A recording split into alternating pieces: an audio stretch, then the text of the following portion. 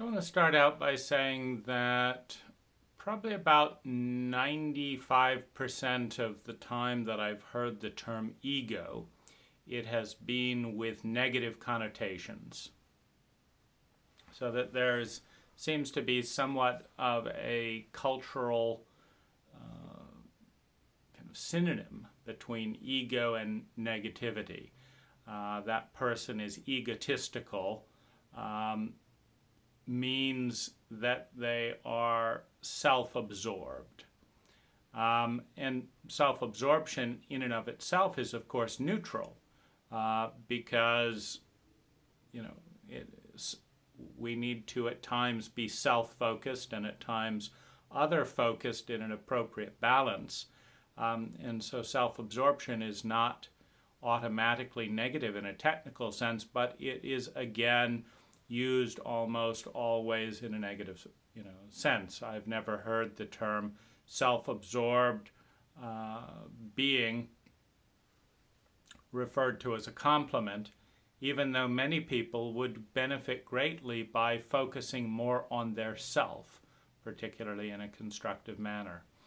And so it has a negative connotation, and this, I guess, began for me as an anxiety of being criticized and of being punished. And I guess this brought up a certain amount of expectation, having heard critical comments of being punished or criticized for being egotistical or being in ego.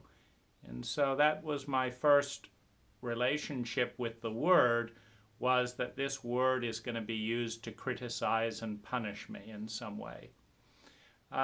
If we look at the ego as a paradigm, one of the things that the ego is a zoom-in lens. And so if we look at the species, and if we look at the planet as a whole, there is an incredibly compelling argument, an incredibly realistic and compelling perspective that says that we are interconnected in the same way that a cell is interconnected with the rest of the body. And this interconnectivity is all around us. We have this illusion of being independent and separate and not a part of the rest of the global ecology. And yet you just have to try holding your nose for 5 minutes to understand that if you are deprived of the gift of the trees for even 5 minutes, you're dead. If you're deprived of the gift of the streams for a couple of days, you're dead. And if you're deprived of the gifts of the land in a matter of weeks, we are dead. And if a tornado or a hurricane or a tree falls down, again, we are dead. And so this idea that somehow this living interchange of substances and fluids and stuff, that we're somehow independent, or that the present moment emerged out of nowhere and has nothing to do with the 4.5 billion years of past.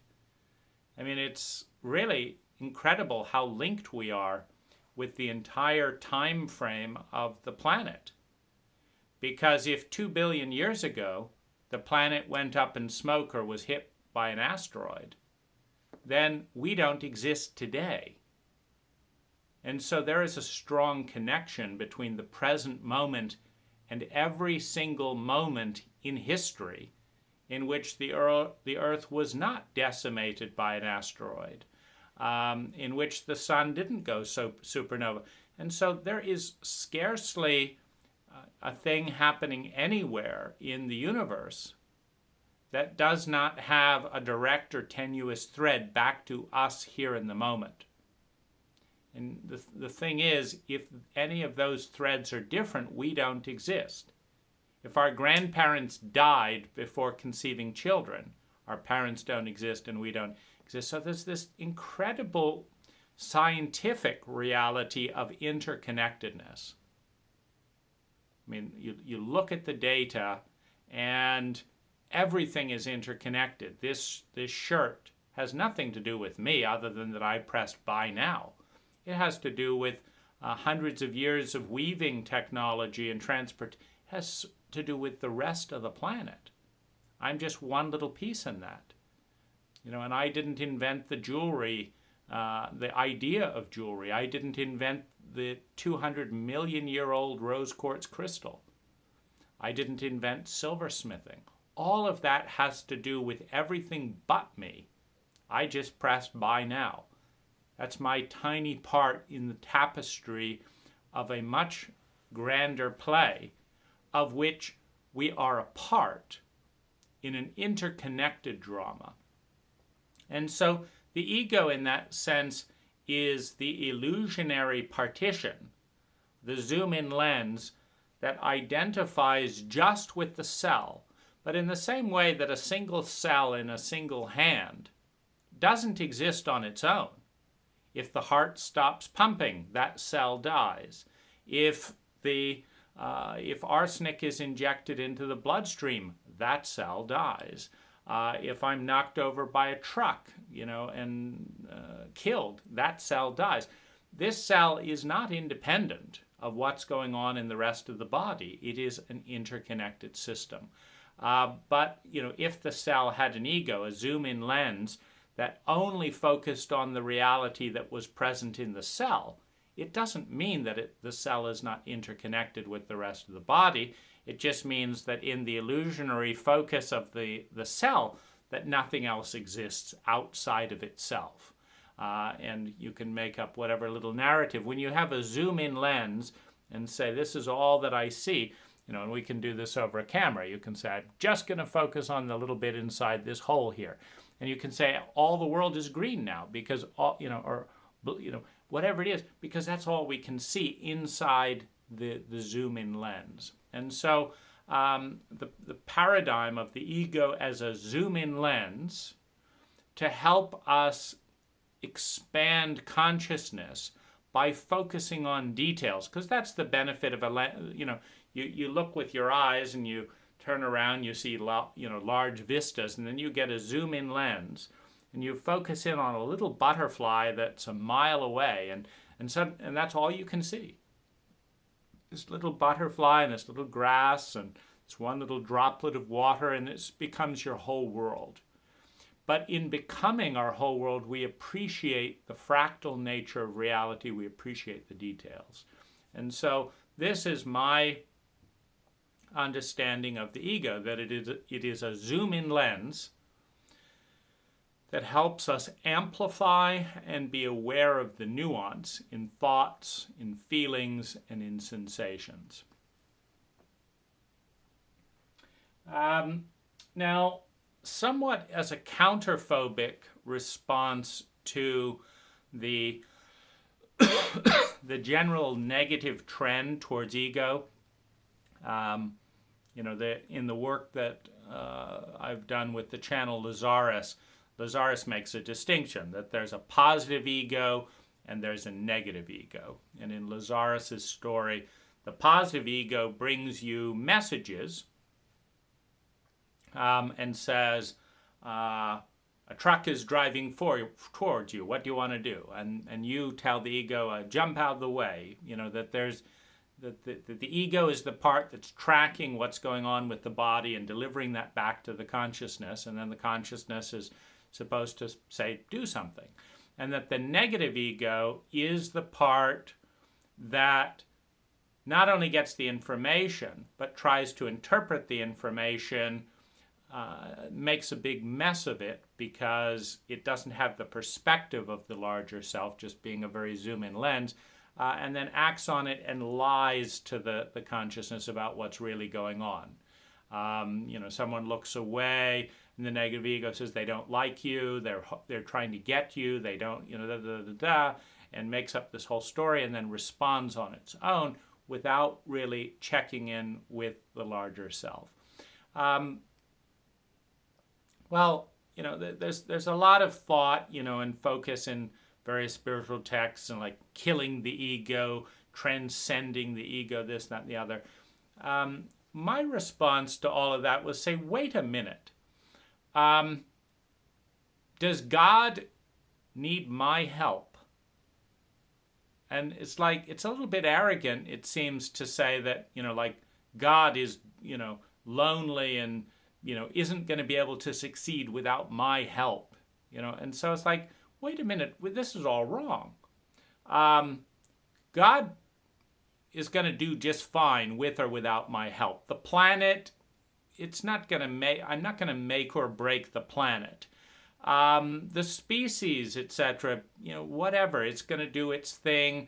The unseen angels, the heavenly host, whatever it is, can't they take care of themselves?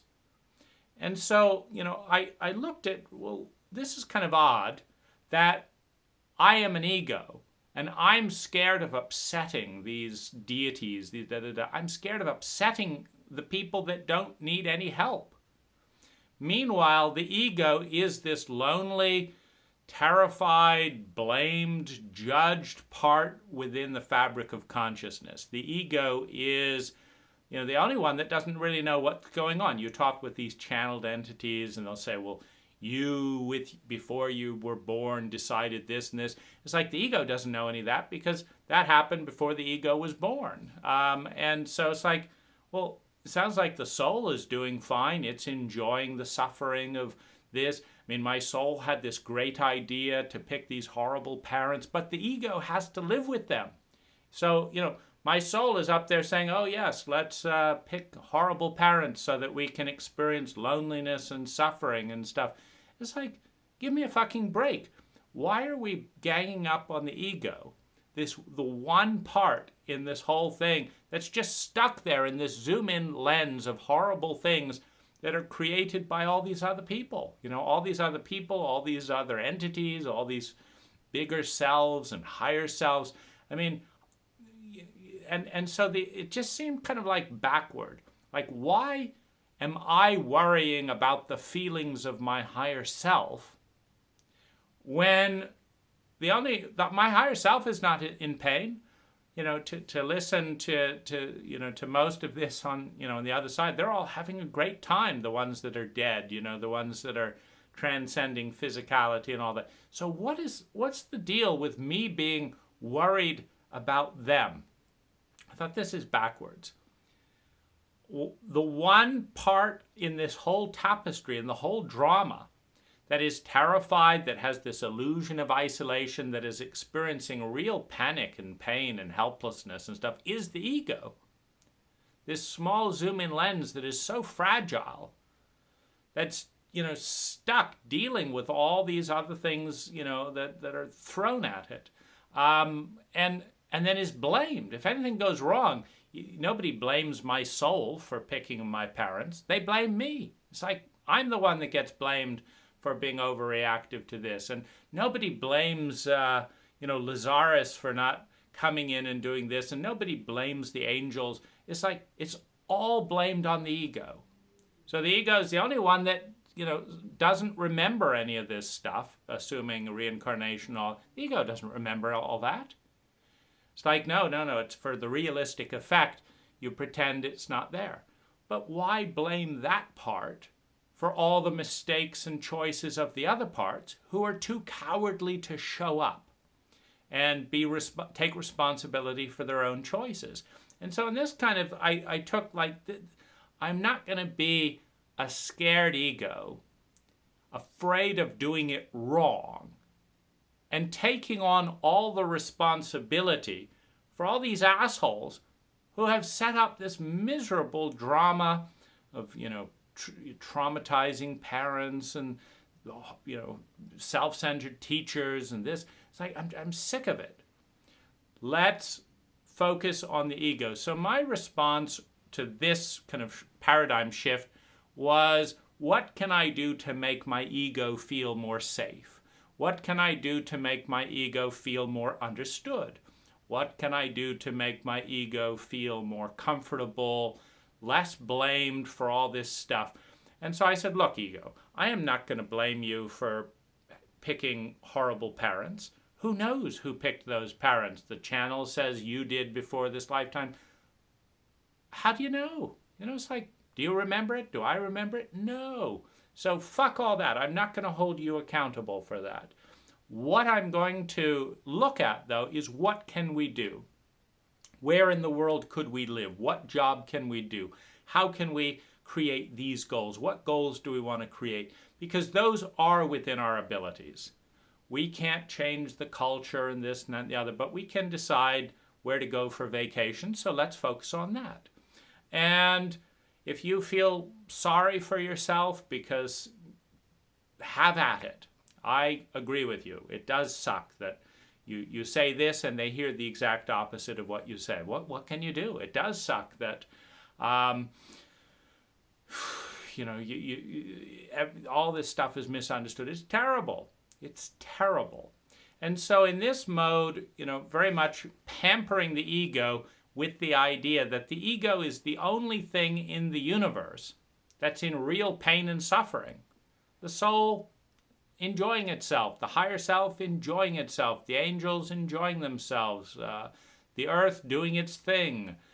But the human ego is in enormous torment, feeling separate even though it's not, afraid of other people, being shamed, being humiliated. And it's like, poor you. I'm really, really, really sorry that you got stuck here in this body at this time, feeling all this anxiety and stuff. I'm so sorry that we don't have a healthier culture for you. And so this this was a transition out of anxiety, out of fear, and out of a sense of inadequacy into just pushing all that back, onto the larger framework of reality. And it's kind of like, you fucked up God, you fucked up higher self. If you couldn't figure out with all your power and all that how to create, a better life for human beings, well then fuck all if I'm going to blame my ego because they didn't figure it out. You participated in all this. It's kind of like the idea of a partnership. If you have a teenager named Ted, and they're going into business, and they're going into business with the head of Victoria's Secrets, and Warren Buffett, and Bill Gates, and Elon Musk, and then you got Ted, right? And so they form a partnership, and we're going to have a business venture. And then something goes wrong in the business venture, and they all blame it on Ted. It's like, I'm not going to blame it on Ted. Elon, you went along with this. Bill Gates, you've got more experience. Stop being so cowardly and blaming it on the one part that is so small and fragile. You're supposed to be mentoring them and taking the lead and all that. This is a joke. You blame a 15-year-old for why the business failed, And so it's that kind of like, grow up, higher beings and all that. This is just too cowardly, just blaming this small part of the self. And this definitely brought some liberation, and freedom from anxiety and also validation. If the ego feels stressed, like, yeah, you're right. I don't know how to navigate this. You don't know how to navigate it. This is very stressful and I'm sorry for you. How about this? How about that? How can I help you? In other words, my view in this paradigm of the ego is that the higher beings, including me, should be helping my ego, not blaming everything that goes wrong on the ego when the ego is the smallest part in the whole ecosystem of consciousness. So far as I know, there's nothing smaller or more vulnerable than the human ego. It's fragile. It gets hurt all the time. It's scared all the time. It doesn't know what's going on all the time. It can't see in this little zoom-in lens. You talk with a God that's all-knowing, and what? The feelings of the bully are supposed to be more important than the feelings of the ego? I don't think so. So that's kind of a backlash kind of evolution of this idea of I'm scared that I'm doing it wrong as the ego, to fuck all that, they can take care of themselves. Let's try and care for the ego. Let's try and help you feel better about yourself. Try and help you feel appreciated. I'll appreciate you, ego. You did this, you did that. Wow, you did this and this and this. You had these horrible parents that did this and this, and you still managed to stay alive and did this. Wow. So let's give it to the ego, this tiny little lens, this fragile of fragile concepts in the multiverse that's trying to navigate with no idea what's really going on, because it's such a small lens. You only see one lifetime through a certain flavor of events in a certain culture. And there's all kinds of things that, my ego doesn't like. I'd like to be able to go shopping for experiences, where you'd go into a store and have eye gazing in this store, and caresses in another store, and celebration. You go into another store and celebrate whoever's there. You celebrate their successes, and then you get celebrated. I'd like to be, have a main street of peak human experiences that are meaningful. That's what I want. But does the culture listen to me? No. Is it disappointing? Yes. But am I going to blame my ego that this culture is more interested in the latest iPod or whatever it is than that? No. That's not the choice my ego made. And I'm not going to blame the ego for the choice that my soul supposedly made. And so that's the next evolution. And so this I would call rooting for compassion for the ego rather than blaming the ego for anything that goes wrong. Now, the other kind of paradigm of the ego is the paradigm of the wound. Because if you look at the cell within a larger body, you have this integrated cell with all that is. This cell is getting blood from the heart all the time. It's getting oxygen, in the blood. This cell is getting nutrition from my stomach. It's part of an integrated system. And it probably feels like an integrated system because it doesn't have an ego.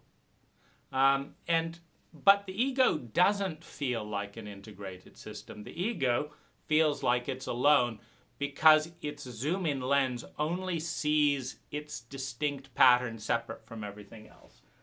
And in that sense, the ego is the only part of the universe that doesn't know that it's connected to everything else. Because everything else doesn't have an ego in that sense and feels the connectivity. When I look at a cell in my body, I say that that cell is a part of me. I say that I love that cell. I say that I want that cell to regenerate and become healthy. But if that cell had a little zoom-in lens around it that didn't see anything else, it would feel all alone and separate. But it's not. But it feels that way. And so in this, the understanding is that to the extent that I say this is me and I'm separate from everyone else, there is both the uniqueness and the freedom and the sense of choice that emerges out of this as blessings and gifts from the ego paradigm. But there's also the wound, the sense that I'm separate from every other human being. You cannot find a single other person on the planet who thinks exactly like you do at exactly the same time, for the same reasons, in the same way. They don't. The more you learn about your partner's mind, their soulmate's mind, the more you understand that their love language is different, their paradigms are different, the memories that they focus on are different than the memories you focus on for different reasons, and you realize, I'm alone, I'm distinct, and that is the wound. The most devastating fear and the most devastating survival crisis for the ego is I am completely alone. I am alone and lonely forever. I'm alone. I'm separate. I'm not a part of something. I don't have a feeling of love and belonging. And it's only the zoom-in lens of the ego that is capable of having that perception. Because if you put on a telescopic lens and zoom into a leaf, and all you see is that leaf, and then there's ground around it, dry dust, it looks like that leaf is all alone in the universe. But if you zoom the lens back, of course, there are other leaves, and then there's other trees and other countries and stuff, and you realize it's all connected. But to the consciousness that looks in the telescopic lens, there is the illusion of complete separation, and with it the grief, with it the question, why? Why am I alone in the universe? Why does no one understand? When I think this is so funny, they think it's rude. And when I think this is rude, they thought it was fine. And why? Why am I so alone? Why doesn't everyone else see it the way I do? Well, what you're seeing is a very specific bit of reality from a very specific angle, through very specific filters. And it creates a completely unique rendition of reality. And nobody else gets it.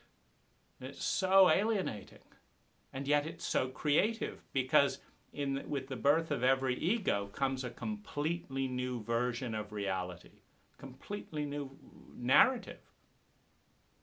Like you take someone to a museum and you start talking, and as long as you've learned from your experience rather than just mimicking whatever you saw and read the same books, you have different favorite paintings, and the whole thing is different. It's just so, oh my goodness. And so this is the wound, the ego as a wound, that the very act of creating the ego creates a billion different versions of reality, and thus an explosion of consciousness, of distinct consciousness, and at the same time, a billion isolated bits of consciousness that feel separate from everything else. The wound as creativity, the wound as separation. Now, the other interesting thing as one travels, as I have, the more I travel and the more that I study, the more I understand that on a probabilistic paradigm, that who I meet is not really the essence of who I'm meeting. Who I'm meeting is their essence filtered through cult or culture. So if I meet someone who's born and never left Thailand, there are statistical probabilities that are going to show up. Their face is going to be different than if their parents were American. Their language will be different. Their volume will be different. What they focus on will be different. What they ignore will be different. Why they focus and ignore on that will be different. And I will say, of course, they're Thai. Meaning this is the essence of being filtered through a replica of a cultural pattern. This is not this person ipso facto. This is this person filtered through Thai culture. And I'm not this person. This is not me. This is me filtered through American culture. So I'm not me. I'm an energy that has a cultural lens. And that cultural lens determines the color of my, or among aspects of the culture, the color of skin, the size of my body, the language that I'm using, etc. It's like if I was born in Japan, I would be speaking Japanese. So the language isn't me. If I was born to Japanese parents, my body would be different. So this body isn't me.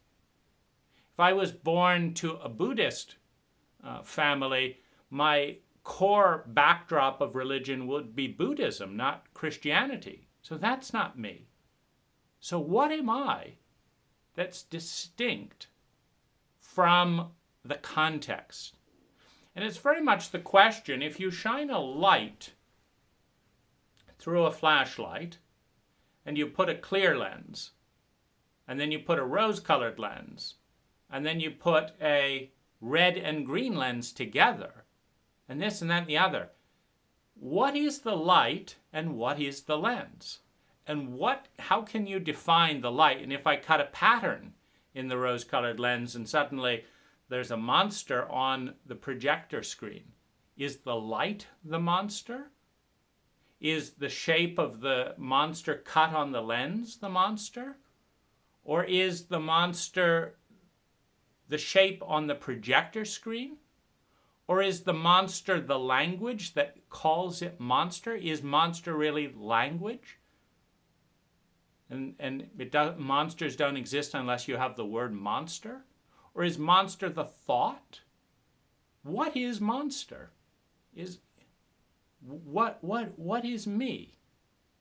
Versus this dynamic of cultural influences. This is me through English, through this age and space-time, through this technology.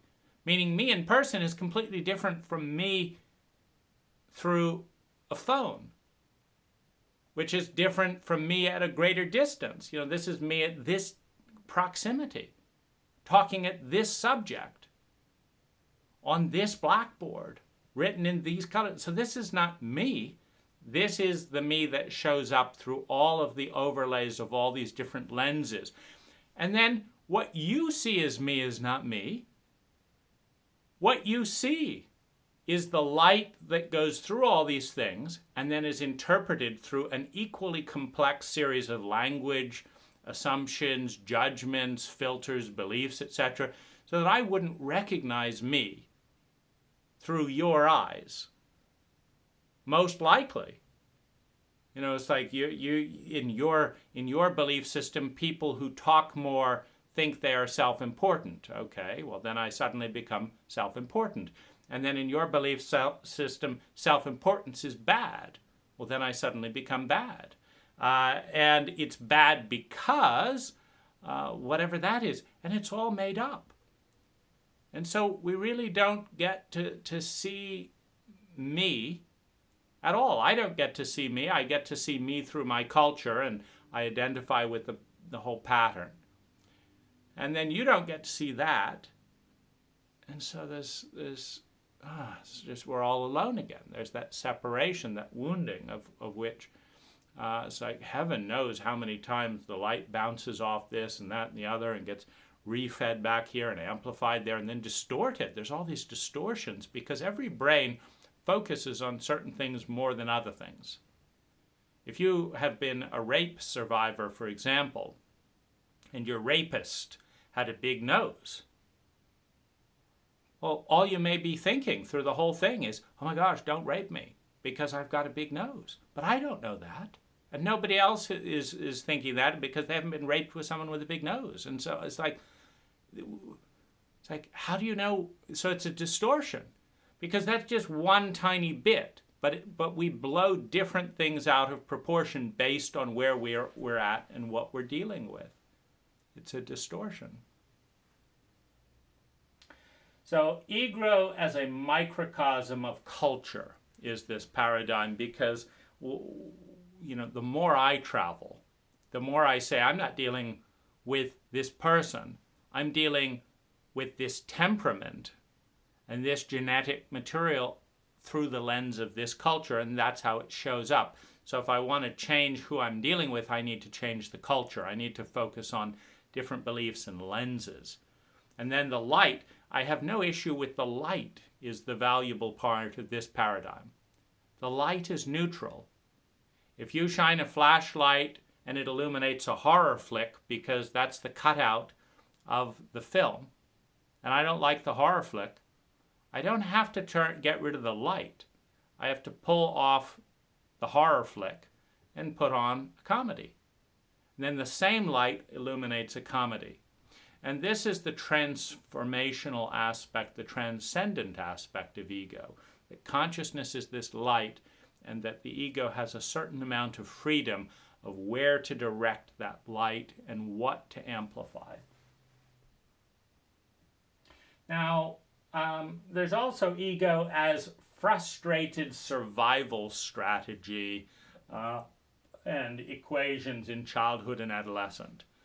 And so, as a child, we said no, but our parents thought they knew best, and so they force-fed us or whatever, and then we screamed, and then our parents hit us, and then we learned that we better hide our true feelings because we'll be hit. And so there's all these convoluted survival strategies in childhood that never got sorted out because you get rushed off to school to learn useless subjects such as algebra, and then you can't figure out what's going on, and then your parents deny that anything ever happened because they don't want to feel bad, and then suddenly you have this idea that I've got to hide feelings so that I don't get hit. So someone says, how do you feel? And you hide it because you don't want to be hit, but you don't really understand that. And so there's all these, and then it's like, why am I doing this? I don't know. So there's these frustrated coping mechanisms that have accumulated over the years, and which often have very little to do with the most effective ways to create well-being in the present. But we have then little protections in our cult that say, move on, don't look at the past. And so then we don't parse apart these different childhood and adolescent coping mechanisms that no longer work today, so we keep reenacting them. We keep recreating the past in the present because we're not looking to the past and learning from it. And then we have interesting paradoxes, going back to that first thing, that egotistical people are too selfish. Well, what does it mean to be selfish? Well, I want it all my way and da-da-da. Okay, well, what does that look like? Well, I want all the sex I want, when I want it, with beautiful women.